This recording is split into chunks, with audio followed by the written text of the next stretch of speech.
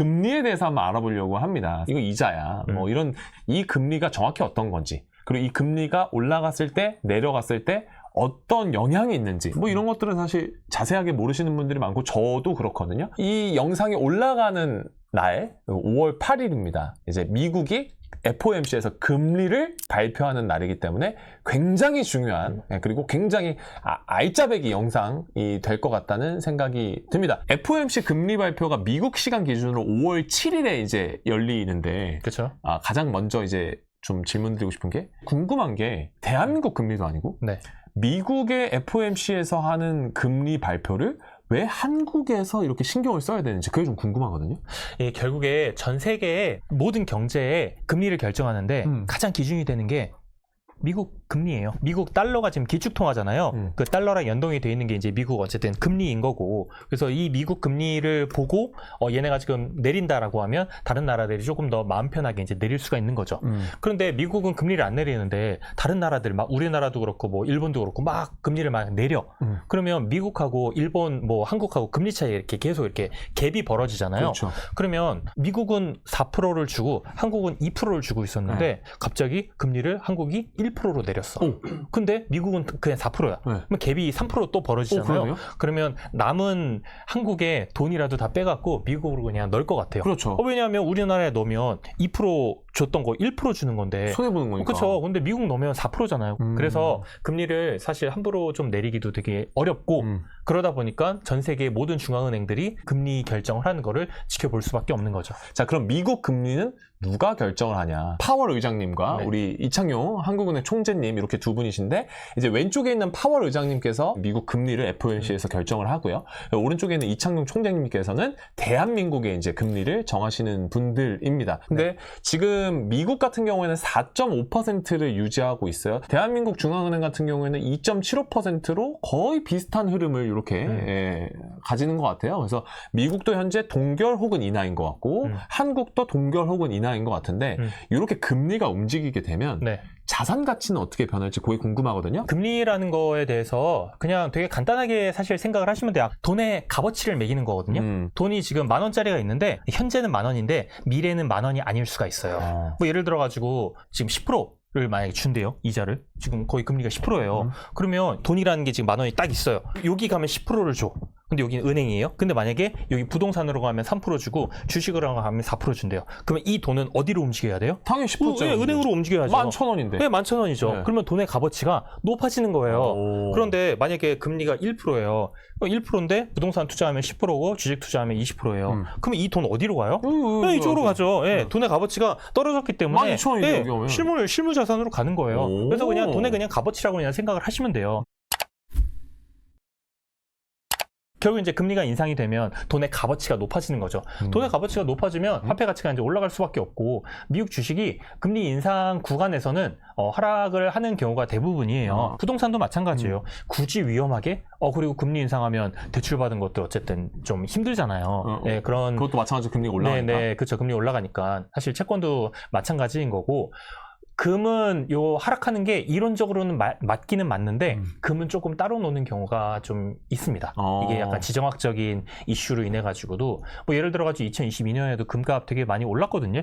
근데 보면 그때 금리를 많이 인상을 했는데도 불구하고 그때 미국이 러시아 자산을 동결을 하니까 미국과 조금 반대에 있는 국가들이 야, 이거 달러로 갖고 있다가 큰일 나겠다 싶으니까 그때부터 금을 사기 시작한 거예요. 금은 미국에서 못 건드리니까 실물금을 사기 시작한 거죠.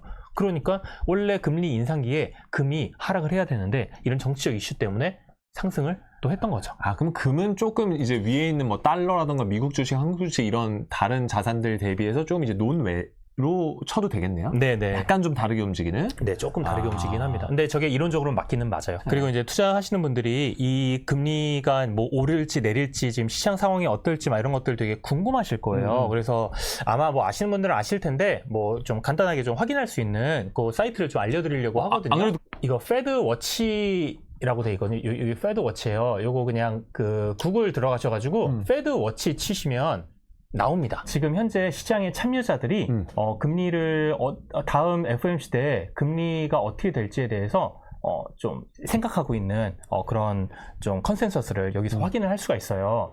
보시면 제가 페드 워치에 여기 그 probability라고 돼 있는 데 있잖아요. 여기 보면 확률? 네, 그렇죠. 2025년 5월 7일에 FOMC에서 금리를 동결할 확률, 지금이 4.2에서 4.5니까 91.6%예요. 91.6%네요. 네, 이 정도면 그냥 금리 그냥 인하 안 하고 그냥 동결한다고 그냥 보면 되거든요. 네. 여기서 갑자기 금리를 인하했다 하면 이제 주식시장도 난리 나겠죠. 일단 네.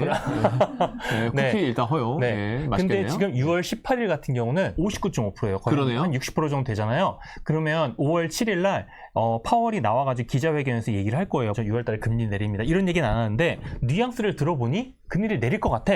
라고 하면 요 지금 확률이 갑자기 59에서 막 79, 89, 막 99 이렇게 올라갑니다. 야, 이거 너무 좋은 사이트다. 네네. 그래서 오. 이거 보시면 그러니까 실시간으로 변하기 때문에 그래도 지금 현재 시장의 그 참여자들이 어떤 생각을 갖고 있는지는 이걸로 좀 확인을 하실 수가 있어요. 오. 요거는 실시간으로 확인할 수 있는 곳이고 제가 하나 더 말씀을 드리고 싶은 거는 점도표예요.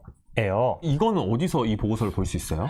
점도표가 뭐냐 하면 3개월에 한 번씩 연준에서 FOMC를 할 때 연준 위원들이 자기네들 지금 경제가 어떻게 지금 될 것 같고 금리를 올해 몇 번, 내년 몇 번, 내후년에 몇 번 인하할지에 대해서 3개월에 한 번씩 이런 보고서를 발간을 합니다. 이거는 구글에 들어가셔가지고 여기 FOMC.plot이라고 치시면 돼요. 이게 점도표거든요. 다플랏이.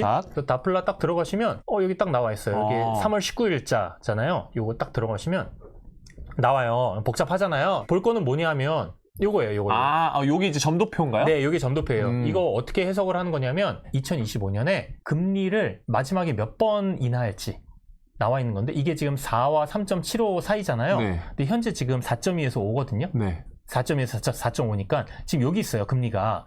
그러면 한 번, 두 번 내린다는 거예요. 네, 2번 내린다는 거고 그럼 2026년에는 지금보다 2번 더 내린다는 거죠. 저 점 하나가 FOMC 위원들이 맞아요. 거죠? 네네. 왜냐하면 경제는 살아있는 생물이기 때문에 그래서 제가 아까 말씀을 드린 게 이거는 FOMC가 현재 기준으로 보고 있는 현재 경제의 상황인 거고 아까 제가 페드워치 말씀드렸잖아요. 그거는 시장 참여자들이 현재 생각하고 있는 그거를 이제 보는 거예요. 그러면 결국에는 정부에서 어떻게 생각하는지 시장에서 어떻게 생각하는지 제가 두 개를 지금 보여를 드리는 거고 이게 지금 경제가 막 계속 바뀌잖아요. 그리고 지금 오늘 지금 이 방송 끝나고 딱 갔는데 트럼프가 관세 이제 끝냅니다. 뭐 이런 얘기하면 난리 나요. 그러면 저기 있는 것도 다 바뀝니다. 네, 그렇죠. 그럼 뭐 금리 갑자기 엄청 내릴 수도 있어요. 어떻게 될지는 모르는 거예요. 근데 현재 어쨌든 시장 상황을 판단을 해야지 앞으로 어떻게 될지에 대해서 어쨌든 대응을 할 수가 있잖아요. 이런 좀 데이터들을 보면서 좀 생각을 좀 할 필요는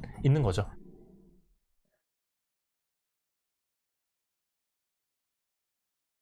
금리를 내렸을 때 자산 시장으로 이제 특히나 이제 부동산 시장으로 다시 갈지 말지는 정책 당국자의 이제 좀 결정이 좀 굉장히 좀 중요합니다. 왜냐하면 자산들이 근데 이미 부동산으로 연끌이 지금 돼 있는 되게 상황이잖아요. 여기서 만약에 더 부동산 쪽으로 가버리면 아마 내수 경기 침체는 회복하기가 쉽지가 않을 거예요. 이거를 저희만 알고 있는 게 아니라 정책 이반자들도 다 알고 있고 가장 위에 계실 분들도 다 알고 계세요. 다 알고 계시면 선택의 문제인 거예요. 사실 부동산 이 시장이 경제 GDP 부스팅 시키기 제일 좋거든요.